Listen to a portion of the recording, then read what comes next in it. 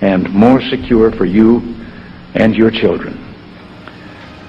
I couldn't help at one point in my discussions privately with General Secretary Gorbachev, when you stop to think that we're all God's children wherever we may live in the world, I couldn't help but say to him, just think how easy his task and mine might be in these meetings that we held if suddenly there was a threat to this world from some other species, from another planet, outside in the universe.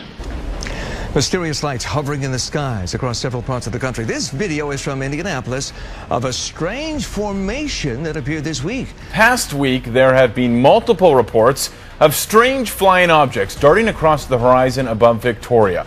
On Friday, a meteor streaked across BC, working its way down into Washington state. But it's what else was in the sky that night that has many curious, including a prominent UFO researcher who says he's now on the case. Well, lights up in the sky aren't really that unusual around the new year. However, some Cleveland residents say they saw something more than your typical firework display. Eyewitness News reporter Katie McCall joins us live with the story. A Sacramento man standing in the night sky catches a sudden burst of light through his telescope, and he recorded a strange sight with his smartphone. Cody Stark shared the video with experts to see if they could solve the mystery. So the other day, I get this message on Facebook. I have something on video no one's ever seen. I had my telescope out, caught an explosion in outer space. Want to see the video? Would I? Here is the video. Now, it's shot at an iPhone looking through the eyepiece of a telescope, so it's kind of hard to see, so we blew it up. I don't know if you can see that, but there's something orbiting that planet over there. Elijah shot the video on December 20th around 5:05 p.m. in Sacramento. I saw something that I'd never seen before. I saw another object orbiting this, whatever it was up there. And I've never seen anything like that before. He thought it was a little strange, so he put his phone down, called his nephew, picked up the phone, and shot this second video. Oh my God, it blew up. What? Something just blew. Once again, it's his camera phone shot through a telescope lens, so we zoomed in and we slowed it down. As soon as I put the camera to the telescope, it just blew up. And I didn't know what to say. I don't blame him. It certainly looks suspiciously like an explosion. I believe that now that we know there are not hundreds, not millions, but billions of other solar systems out there, thanks to the Hubble telescope and what we know about black holes in the universe and all of that, the dimensions of physics are such that I would be quite surprised if in the lifetime of people that are no older than 30 here, we don't discover some form of life in another universe. It's pretty clear that there was something approaching elemental life on Mars at one time in the past, based on what we've already discovered there. 1945 and the end of the war through 1989 and the end of the Cold War, we had a worldview. Republican and Democratic presidents alike, from Harry Truman to George Bush, stood for freedom and stood for certain propositions that would make America strong and healthy and grow the middle class and shrink poverty and stand against communism. And after 1989, President Bush said, and it's a phrase that I often use myself, that we needed a new world order. We needed a new world order. We needed a new world order. We have before us the opportunity to forge for ourselves and for future generations a new world order. A world where the rule of law, not the law of the jungle, governs the conduct of nations. When we are successful, and we will be, we have a real chance at this new world order, an order in which a credible United Nations can use its peacekeeping role to fulfill the promise and vision of the UN's founders. Yes, there have been differences between America and Europe. No doubt there will be differences in the future, but the burdens of global citizenship continue to bind us together. A change of leadership in Washington will not lift this burden. In this new century, Americans and Europeans alike will be required to do more, not less. Partnership and cooperation among nations is not a choice. Partnership and cooperation among nations is not a choice. Partnership and cooperation among nations is not a choice.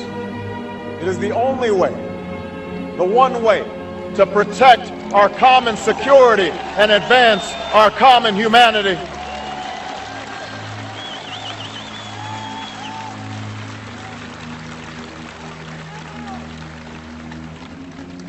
That is why the greatest danger of all is to allow new walls to divide us from one another.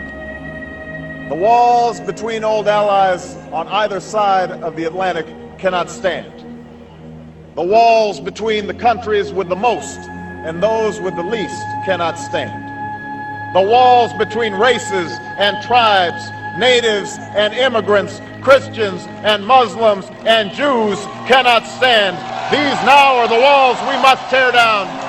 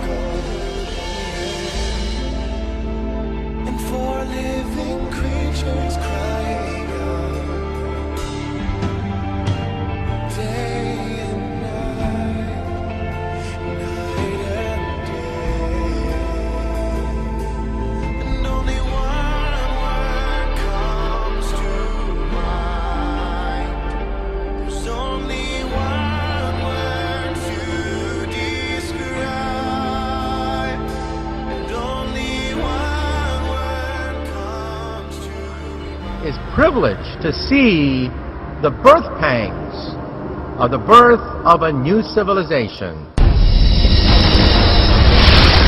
Don't be frightened. We mean no harm. And today, a group of scientists overseas say that world governments should start preparing an action plan just in case Earth is contacted by aliens. They claim that a branch of the UN should be given responsibility for what they call a supra-Earth affairs and come up with a detailed response for if or when the extraterrestrials arrive. But now the United Nations is getting ready for a contact with aliens from outer space. This is Maslin Othman. She's out of Malaysia. She will be planet Earth's first interstellar diplomat. An incredible story coming out of the Vatican. Listen to this. The senior Vatican scientist said that he would be delighted if we encountered intelligent aliens and would be happy to baptize them. His pronouncement opens up the possibility of space missionaries heading out to the stars to convert aliens to Christianity. Did the Vatican find alien life? You know what? As sensationalistic as that question sounds, it's really not that far off from what we've seen in the news over these last days. UFO encounters here on Earth. But that's exactly what firefighters are now training for. It's the Fire Officer's Guide to Disaster Control and said to be found in firehouses across the U.S. The book covers everything from fires to floods, but it's chapter 13 that takes an unusual twist in firefighting techniques titled Enemy Attack and UFO Potential. It would not be remiss to give some thought to the part that fire departments might play in the event of the unexpected arrival of UFOs in their communities. Or is it enough to warrant a UFO education red alert? This is something that could really happen in our lifetime. It even asks, how do you treat injured aliens? Are first responders aware of the potential physical injuries? This is a real phenomena that we should deal with. We should deal with seriously.